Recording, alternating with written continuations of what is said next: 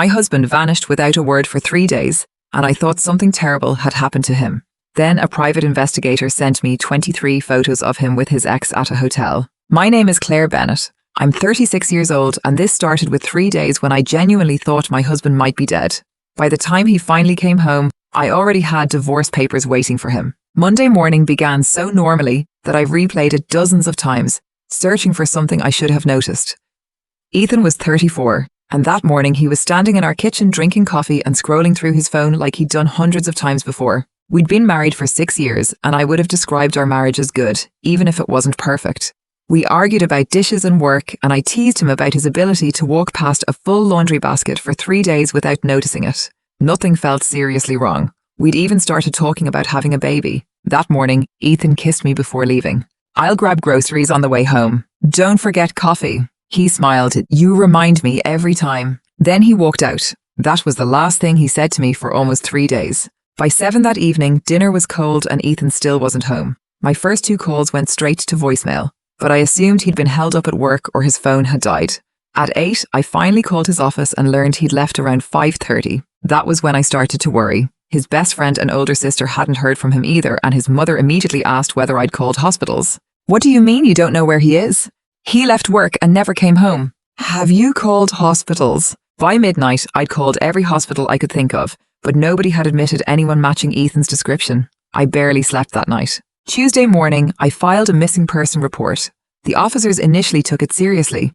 Ethan had no history of disappearing, his phone was off, and nobody in his family had heard from him. One officer ran information through his computer while I sat across from him, gripping a paper cup of coffee. Then his expression changed. It wasn't relief. It looked more like discomfort. "We got a last location on his phone." "Where?" "Downtown." "Where downtown?" Han hesitated. "Near a hotel." My stomach tightened. "Which hotel?" "We're looking into it." He typed something else, stared at the screen, then leaned back. "Mrs. Bennett, sometimes adults need some space." I stared at him. "My husband vanished without telling anyone. I understand. His mother thinks he's dead. I'm just saying that if an adult has voluntarily gone somewhere, there may not be much law enforcement can do." Something about the word voluntarily stayed with me. "Did you find him?" "I didn't say that. But you know he's safe." Another pause. "We have no evidence at this time that he's in immediate danger." It wasn't an answer, but it told me enough. I walked outside, sat in my car, and stared at Ethan's name on my phone. For 6 years, whenever something went wrong, he was the first person I called. Now he was the problem I didn't know how to solve. Tuesday afternoon, I called a private investigator named Raymond. A co-worker who'd gone through an ugly divorce 2 years earlier gave me his number. Raymond listened without interrupting. When I finished, he asked, "Do you want reassurance, Mrs. Bennett, or do you want the truth?" "The truth. Even if you don't like it?" "Especially then." He said he'd start immediately. Before hanging up, he added quietly, "Most disappearances like this aren't really disappearances." I understood what he meant. I just wasn't ready to believe it. I didn't sleep Tuesday night. At 9:14 Wednesday morning, Raymond called. "I found your husband." I stood so quickly my chair scraped across the kitchen floor. "Is he okay?" "Physically, yes." Relief came first. Then I noticed the way he'd answered. "Where is he?" "The Westfield Hotel. Room 308, checked in Monday evening." My fingers tightened around the phone. "Why hasn't he called anyone?" Raymond went quiet. "Mrs. Bennett, he's not alone." The kitchen suddenly felt too still. "Who is with him?" "A woman. Early 30s, I'd estimate. She arrived Monday evening. She's been there both nights." I sat down. "Are you sure?" "Yes. They've left together twice. Dinner last night, breakfast this morning." I swallowed. "Do you have photographs?" "I do." "Send me everything." The email arrived less than 2 minutes later, with 23 photographs attached. The first showed Ethan walking beside a woman I'd never seen. The second showed them at dinner. By photograph 5, they were holding hands across the table. A few photographs later, they were outside the hotel. Ethan had one hand at her waist. Her arms were around his neck. They were kissing. Not an accidental kiss. Not something I could explain away if I stared at it long enough. Other photographs showed them entering the hotel together. The final image was time-stamped Wednesday at 2:47 p.m. Ethan and the woman stood in the lobby with luggage beside them, hugging goodbye like 3 days together hadn't been enough. I called Raymond back. "How quickly can you prepare a formal report?" 5 o'clock. "Do it." "You want me to keep following him?" I looked at the photograph again. "No, I've seen enough. By noon, I was sitting across from a divorce attorney. She reviewed Raymond's preliminary report and the photographs before asking, "Do you own your home?" "I do." "Jointly?" "No, I bought it 2 years before we married." "How?" "My inheritance." She nodded. "Joint accounts?" "No." That almost made me laugh. Separate finances had been Ethan's idea when we married. He'd called it modern. The attorney leaned back. "That may make this significantly cleaner. I want papers prepared." "Claire, you don't have to decide today." "I already decided." She studied me for a second. "How quickly?" "Before he comes home." At 6:47 Wednesday evening, I heard Ethan's key in the front door. I was sitting at the kitchen table with a manila folder in front of me. Ethan walked inside looking completely normal. No panic, no guilt, nothing to suggest he'd left his wife and family wondering whether he was alive. He dropped his keys into the bowl by the door. Hey! Hein kicked off his shoes and went to the refrigerator. "What's for dinner?" I watched him take out a bottle of water. "Where were you?" His back stayed toward me a second too long before he turned. "I needed some space." "For 3 days?" "Claire, without telling me?" His expression hardened. "I'm allowed to have time to myself. I filed a missing person report." He actually rolled his eyes. "That's dramatic." I stared at him. "Your mother was calling hospitals." "Then you should have told her I was fine." "I didn't know you were fine, Ethan. You turned off your phone." He set the bottle down hard. "I'm not doing this." "Doing what?" "Being interrogated." "You disappeared." "I needed space. I took it." "And nobody deserved to know you weren't dead?" His jaw tightened. Then he said the sentence that ended our marriage before he even realized it. "I don't owe you explanations for everything I do." The room went still. I looked at the man I'd spent 6 years trusting. "You're right." His expression changed. "What?" "You're right. You don't owe me explanations." For half a second, relief crossed his face. I picked up the manila folder. "But I don't owe you a marriage either." I handed it to him. The divorce papers were on top. Underneath them was Raymond's report, followed by the photographs. Ethan's face changed as he flipped through them. By the time he reached the picture of himself kissing the woman outside the Westfield Hotel, every trace of arrogance was gone. "Claire, this isn't what it looks like." I almost laughed. "Which part? The hotel, the 2 nights, or the picture of you kissing her?" His eyes dropped back to the folder. "You had someone following me?" "The report explains it." "This is insane. You hired a private investigator to spy on me?" "You disappeared for 3 days. I thought you were dead." "I told you I needed space." "You told me that after you came home." That stopped him. Hein looked at the divorce papers again. "You're serious?" "Completely." "Claire, wait. We need to talk. You just told me you didn't owe me an explanation." I was angry. "And now you're caught." His jaw tightened. "It's more complicated than that. It usually is when someone needs 20 minutes to explain a photograph." He stepped toward me, but I moved back. "Don't. Please, just listen." "Who is she?" Hein hesitated. "Her name is Olivia." "Olivia who?" "Olivia Hayes." The name took a second to register. Then I remembered an old story Ethan had told me years ago about a woman he'd dated in college. "Your ex?" He rubbed a hand over his face. "We ran into each other a few weeks ago." "A few weeks ago?" "It wasn't planned." "But the hotel was." Hein didn't answer. I pointed at the photographs. "You spent 2 nights in a hotel with your ex-girlfriend while your mother was calling hospitals and I was filing a missing person report. Tell me which part happened accidentally." "We were talking. In room 308. "Claire, did you sleep with her?" His eyes moved away from mine. That was enough. "Sign the papers." I didn't say yes. "You didn't have to." He came toward me again. I was confused. Olivia and I started talking and it brought up things I hadn't thought about in years. I didn't know what I wanted. "So you disappeared." I handled it badly. "You let your family think something had happened to you." I wasn't thinking. "No, you were thinking about yourself." His voice softened. "I came home. Do you expect credit for that?" "No, but I came back because I want to be here." "You came back because your hotel stay ended." His face hardened again. "That's not fair." Neither was wondering whether my husband was lying injured somewhere while he was having breakfast with his ex. Hein glanced at the papers. "I'm not signing these tonight." "You don't have to. My attorney is filing tomorrow." His head snapped up. "You already hired a lawyer." "I hired one after Raymond sent me the photographs." "Jesus, Claire, you didn't even talk to me first." That finally made me angry. "Talk to you? Your phone was off. You disappeared Monday. I spent that night calling hospitals. Tuesday morning I went to the police. Tuesday afternoon, I hired Raymond. Wednesday morning, I found out you were alive and staying in a hotel with your ex. At what point was I supposed to wait politely for your explanation? I had nothing. Then he looked toward the stairs. I'm not leaving. I didn't ask you to leave permanently. I'm telling you we're not sharing a bedroom. This is my house too. No, it's the house you've lived in with me. His expression changed. What does that mean? I bought it 2 years before we married with my inheritance. Your name isn't on the deed. You can't throw me out. I'm not physically throwing you anywhere. If you stay tonight, use the guest room. If you leave, that's probably better for both of us. His anger collapsed almost as quickly as it had appeared. Claire, please. His voice cracked. It was a mistake. A mistake is forgetting our anniversary. You packed a bag, checked into a hotel, and stayed there for 2 nights. I screwed up. You made choices. His eyes filled with tears. I love you. The words sounded strangely empty. If you loved me, why didn't you send one text saying you were alive? I don't know. Because you didn't want to be interrupted. I looked away. That answer was clearer than anything he'd said.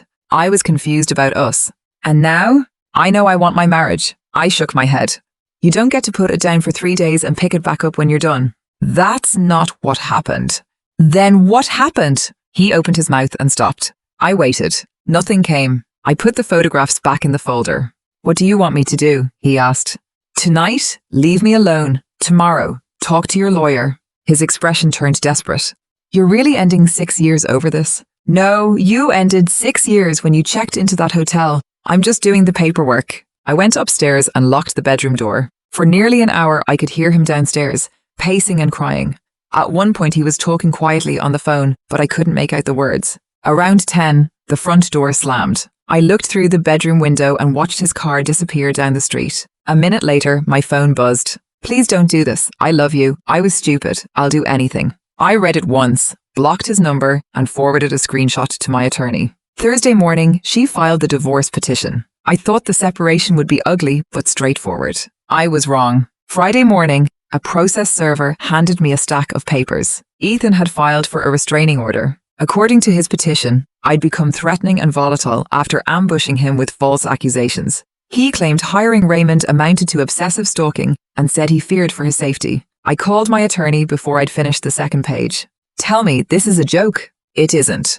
Can he actually do this? He can file it. That doesn't mean he'll get it. We were in court that afternoon. Ethan arrived with his attorney and older sister. His lawyer argued that hiring Raymond constituted surveillance intended to intimidate him. My attorney laid out the timeline calmly. My client hired an investigator after her husband disappeared without warning, after she contacted family members and hospitals, and after she filed a missing person report. She handed the judge the police documentation and Raymond's licensing information. The investigator observed Mr. Carter only in public areas, a hotel lobby, restaurant, and parking lot.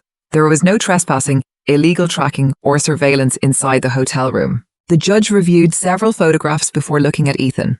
Mr. Carter, you disappeared from the marital home without informing your wife where you were. I needed space. And she filed a missing person report? Yes. The judge held up one photograph. This appears to show you kissing another woman outside the hotel. Ethan's attorney stood. Your Honor, the circumstances surrounding that photograph are disputed. That isn't relevant to the restraining order request. He set the photograph down. Mr. Carter, your wife hiring a licensed investigator after you disappeared does not establish harassment or stalking based on the evidence before me. Request denied. Ethan's face went pale. I gathered my things and left. I hoped losing in court would convince him and his family to let the attorneys handle the divorce. At 8 Saturday morning, someone started pounding on my front door. It was Ethan's father. When I opened it, he stepped inside before I invited him. We need to talk. Then you should have called. This nonsense has gone far enough. What nonsense?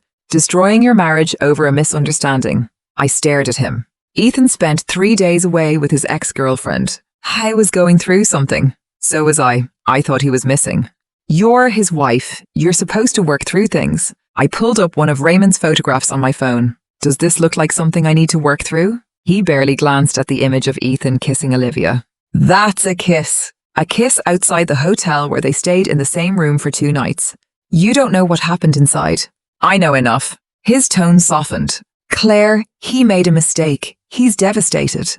Then maybe he'll remember that feeling before he does it to someone else. Everyone deserves forgiveness. Forgiveness doesn't require marriage. That made him angry again. You think you're perfect? No. Maybe Ethan was unhappy. Then he could have told me. He said you've been distant, working too much. I work 8 to 5 and I'm usually home by 6. He pointed at me. You'll regret this when you're alone. Maybe. I'd still rather be alone than married to someone I can't trust. His face reddened. This isn't over. The court dates are already scheduled. I opened the door. Please leave. He slammed it hard enough on the way out to shake a frame on the wall. Sunday brought Ethan's mother and sister with suitcases. They wanted his belongings immediately. I told them to send a list and I'd arrange everything, but I wasn't letting them walk through the house unsupervised. His sister accused me of trying to keep Ethan's property. His mother called it financial abuse. Then they insisted Ethan deserved half the house because he'd lived there for 6 years. The house was mine before I met him. He put work into it, his sister said. Then his lawyer can make that argument. They finally left after I told them I'd call the police if they refused. Monday morning, I changed the locks and added cameras at the front and back doors. By noon, a message arrived from an unknown number. You're making a huge mistake. I love you. Please talk to me. I blocked it. 20 minutes later, another number appeared. It's Ethan. I got another phone because you blocked me. Please, Claire. I'll do anything. Blocked. That evening, a third number sent. Stop being childish. We're adults. We can work through this. I blocked that one too. Tuesday afternoon, my attorney called. Ethan filed a counter petition. For what? Spousal support, a share of the house, and compensation for emotional distress caused by what they're describing as your cruel and retaliatory conduct. Can he actually get any of that? He can ask. And her voice turned dry. Asking and receiving are two very different things. I looked around the kitchen where, less than a week earlier, Ethan had told me he didn't owe me explanations. Now he wanted money, sympathy, and legal protection from the consequences of what he'd done. How long can he drag this out?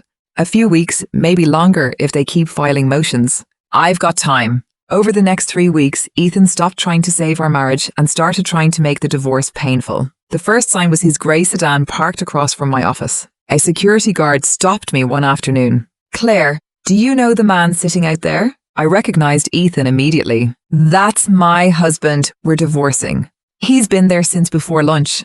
Has he tried to come inside? No. Then leave him alone unless he does. He came back the next day. Then again the day after that.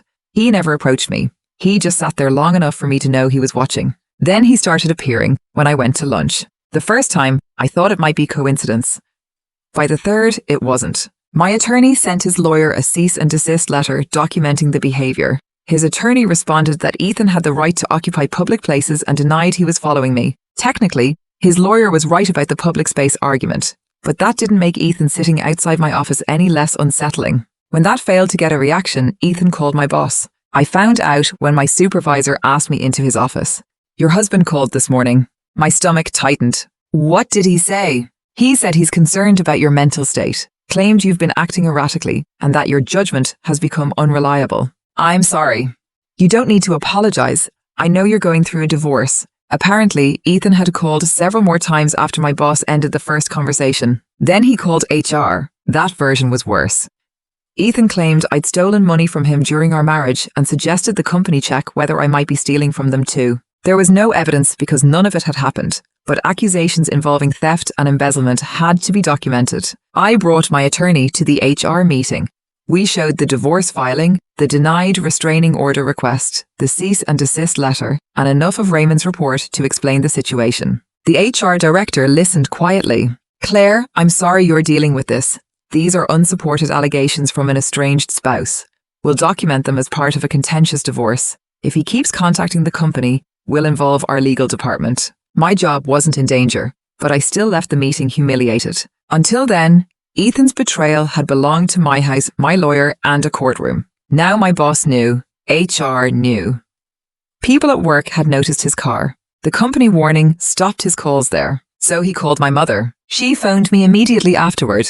Ethan just called. What did he want?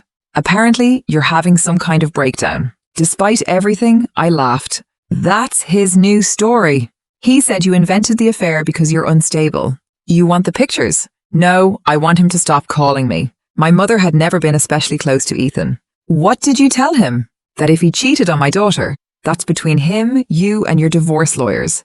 Then I told him not to call again. He tried my father next. Dad listened for about 10 seconds before saying, "You're the one who disappeared with another woman, right?" Ethan apparently tried to explain. Dad interrupted him.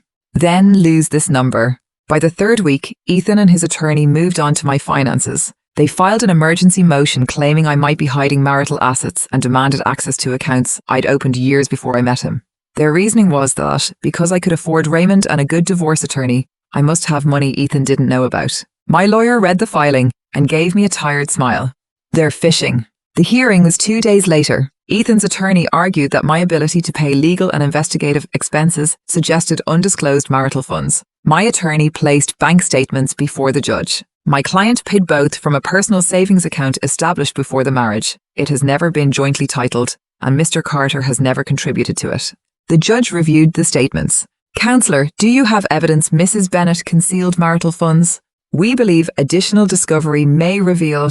"That's not what I asked." A pause.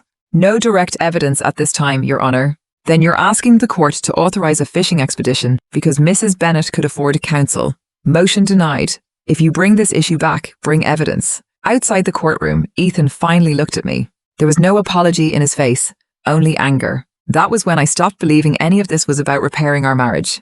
He was angry because I'd refused to forgive him, and every failed attempt to change my mind had become another reason to punish me. The actual divorce hearing was scheduled for the following week. My attorney spent the days before it organising the deed, separate account statements, retirement records, Raymond's report, the hotel timeline and photographs. The night before court, she called.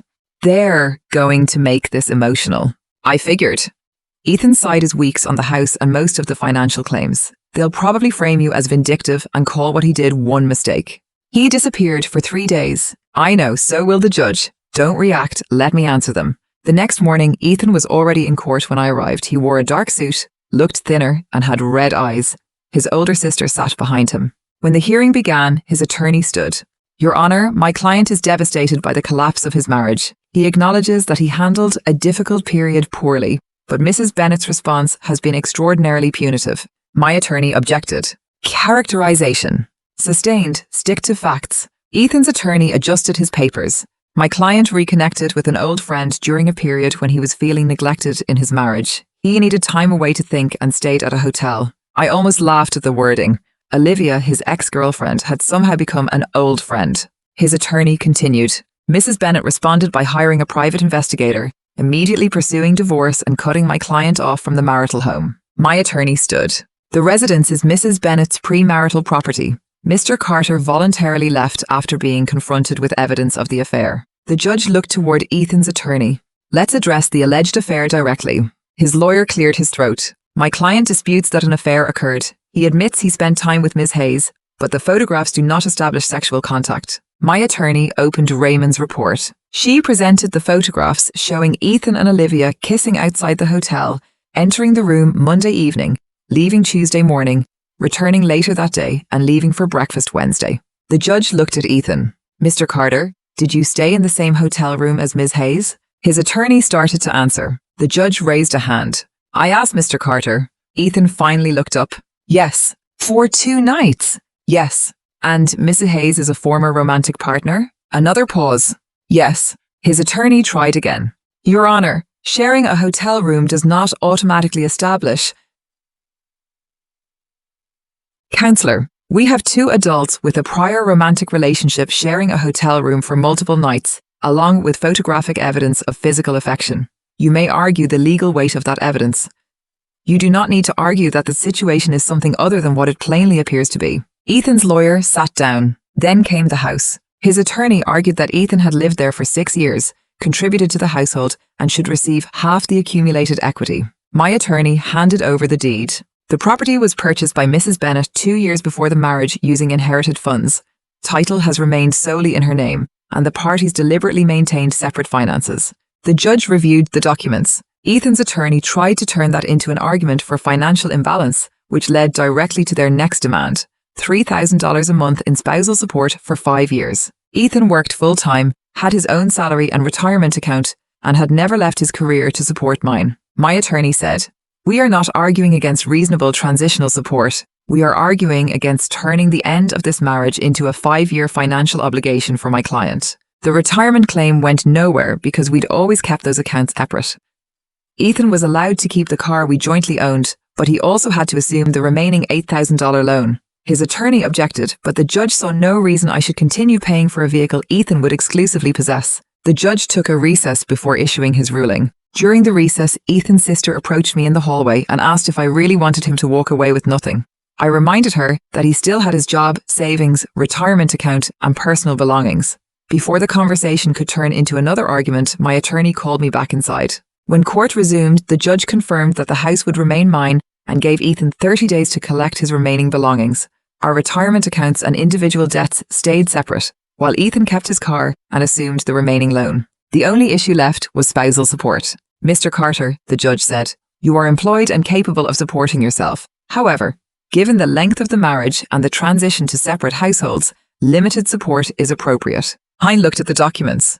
Mrs. Bennett will pay $750 per month for 18 months. Ethan's attorney stood. Your Honor, we requested.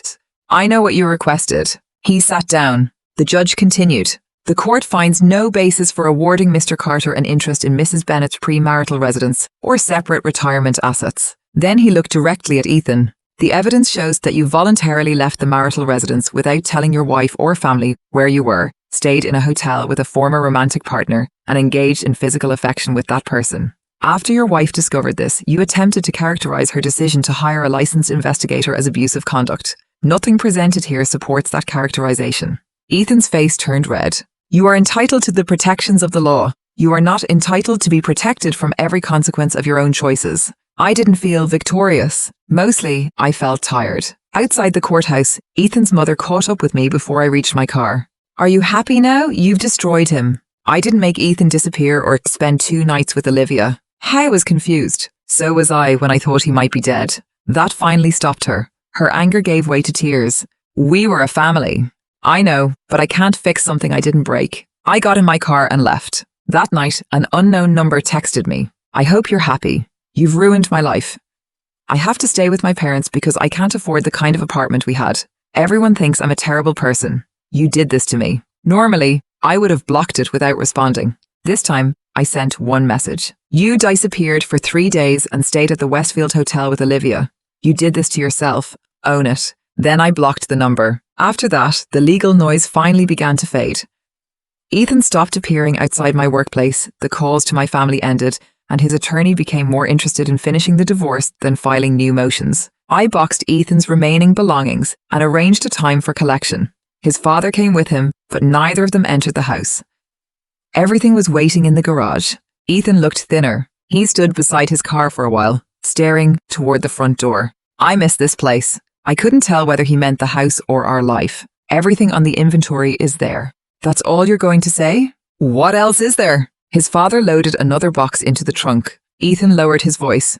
Do you ever think maybe we moved too fast? No, not even once. I spent 3 days wondering whether you were alive. You spent those same days with Olivia. I've had plenty of time to think about it.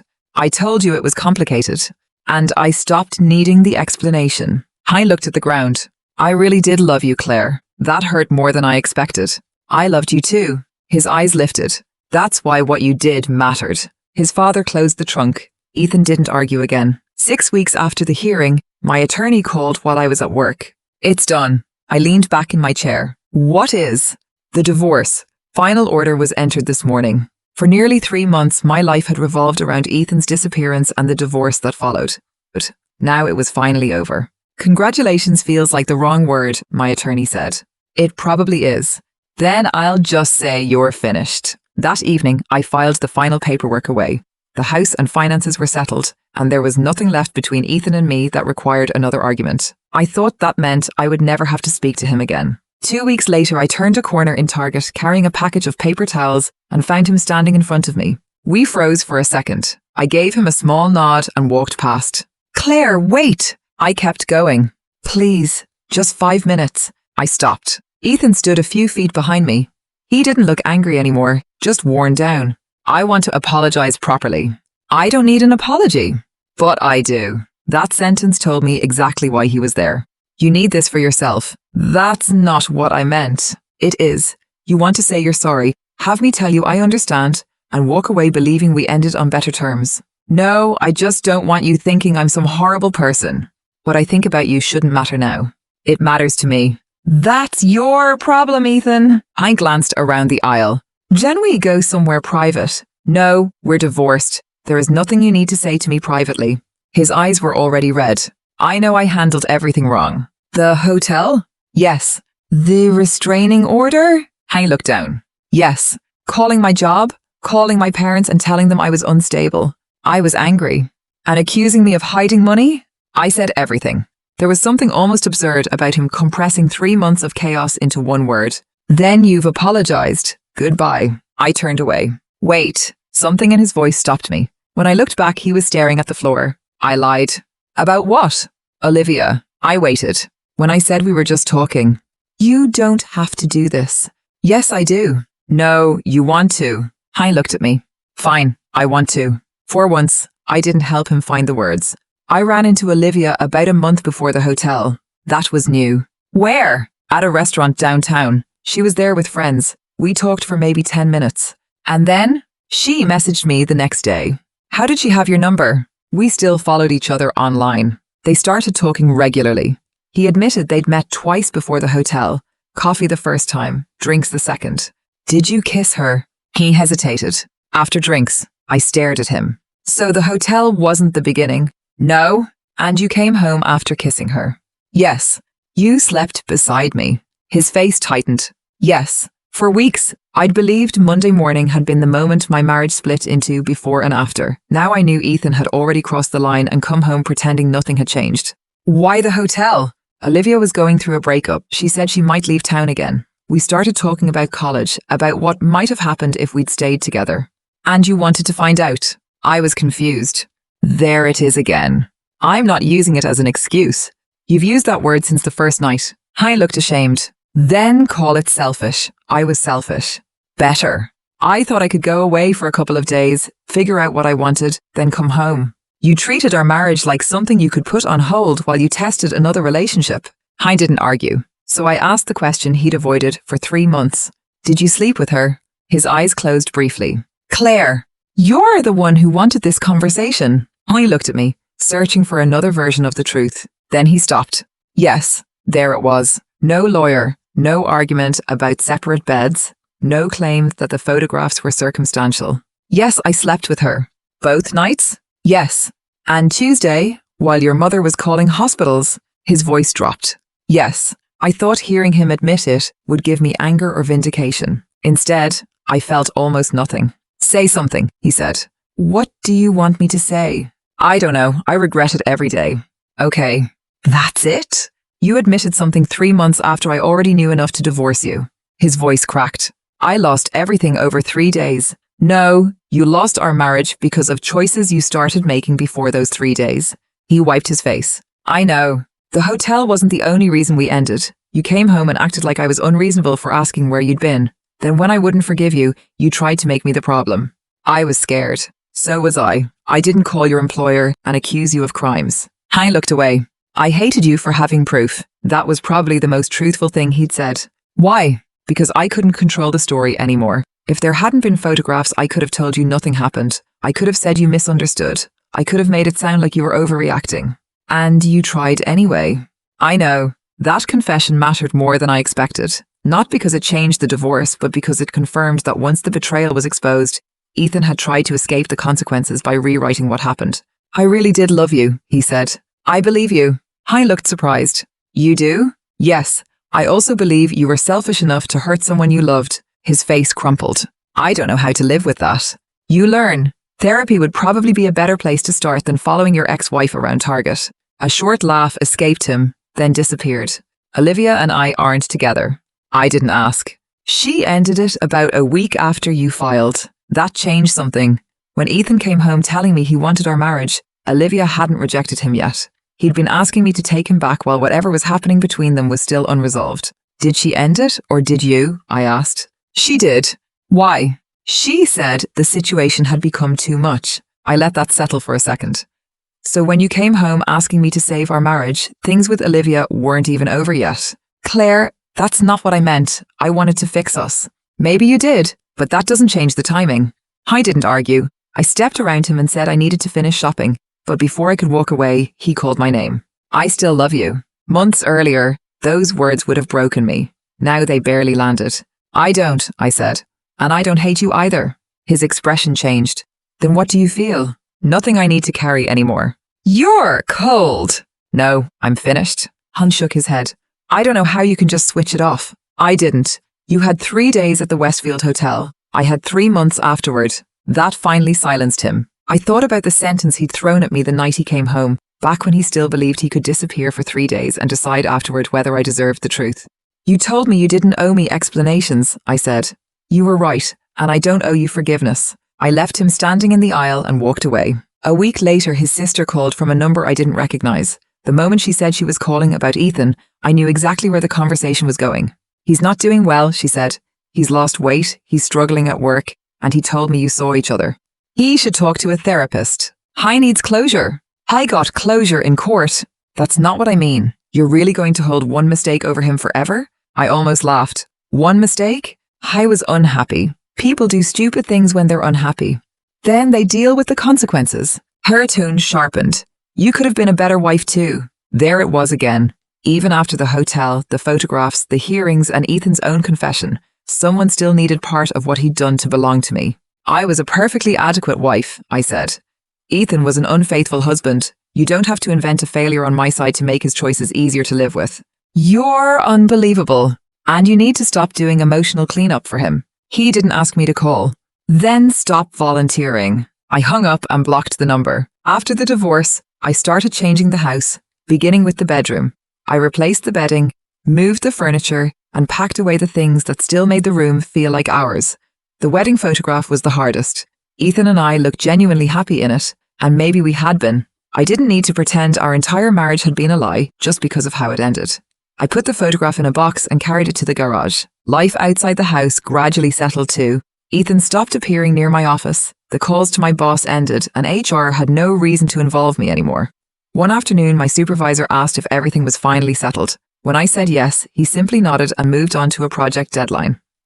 I was grateful to be talking about work again instead of my divorce. My parents noticed the change before I did. Dad took me to a baseball game one Saturday and spent most of it complaining about the bullpen without mentioning Ethan once. On the drive home, I realized I'd gone nearly 4 hours without thinking about him. Mom was more careful. One evening she asked, "Are you actually okay, or are you just getting better at pretending?"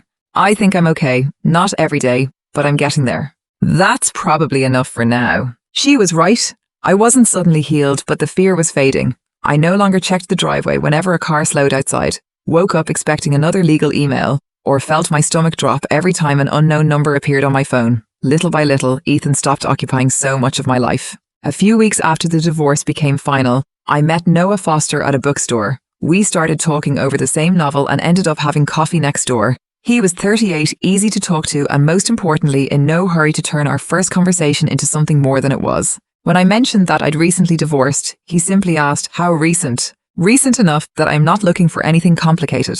Good. I'm terrible at complicated. We kept things casual, seeing each other once or twice a week without making plans too far ahead. That pace suited me, although I quickly realized the divorce had left me more cautious than I wanted to admit. The first time Noah went several hours without answering a text, I caught myself checking my phone too often. Later that night, he apologized and said his phone had died while he was having dinner with his brother. My first instinct was to wonder whether he was lying. I hated that Ethan had left me with that reflex. Noah had given me no reason to distrust him, and I didn't want one bad marriage turning every unanswered text into evidence of something worse. So I let it go. That was why Raymond's photographs had mattered so much. Without them, Ethan could have come home claiming he'd spent 3 days alone clearing his head, and I might have believed him. I might even have apologized for doubting him. The photographs hadn't made the truth easier to accept, but they had made it impossible for him to rewrite. A few months later, Raymond emailed to ask how long I wanted him to keep the original files.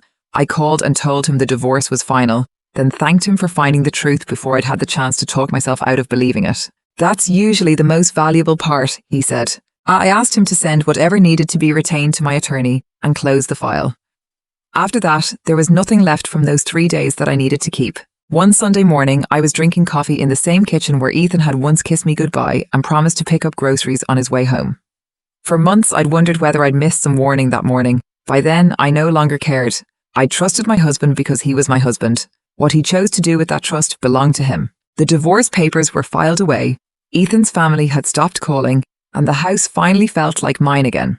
Noah and I were still taking things slowly, and I was comfortable leaving it that way. I didn't need another relationship to prove I'd moved on. What I remembered most clearly about Ethan wasn't the photograph outside the Westfield. It was what he'd said when he finally came home. I don't owe you explanations for everything I do. How was right? I couldn't force him to explain where he'd been, tell me the truth, or stay faithful. But I could decide what I was willing to live with. Last weekend, I noticed the empty space where one of our wedding photographs used to hang. Months earlier, it would have stopped me. This time, I finished making my coffee and opened the window. Ethan wanted space. In the end, I gave him all of it. He didn't owe me an explanation, and I didn't owe him a marriage. The house was quiet, and for once, that was exactly how I wanted it.